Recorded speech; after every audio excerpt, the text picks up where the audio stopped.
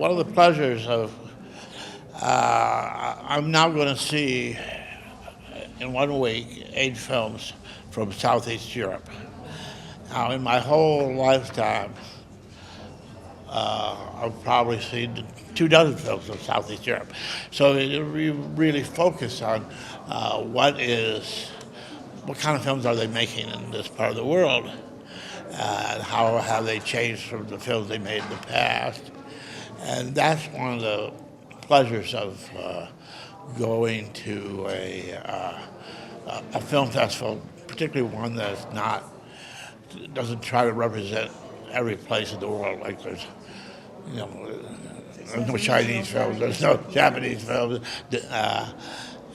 and not in competition, And my film is here just because I'm on the jury, but otherwise I don't know if they would have shown it. Well, what has struck me is how the tradition of Bellatar and Angelopoulos is starting to infect the next generation, which is that kind of slow pace, static camera, long takes, and I've seen quite a bit of that, more than I expected to see. Did you say it's a negative or positive thing or something? Well, I mean, slow cinema is interesting because it works in a slightly different way.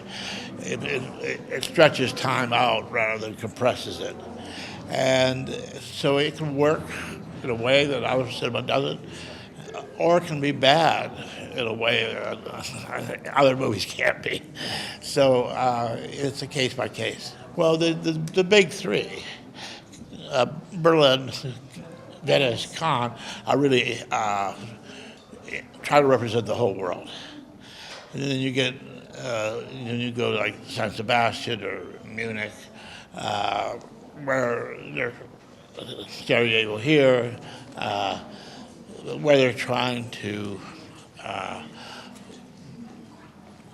bring a wider exposure to the films, And you don't have Chinese otherwise or something. yeah. Well, of these 8 films I see this week, You would maybe single out some of maybe 1, 2 will get theatrical, maybe none. And maybe only 3 or 4 will get streaming, They just may drift off into the Bermuda zone of cinema and vanish. So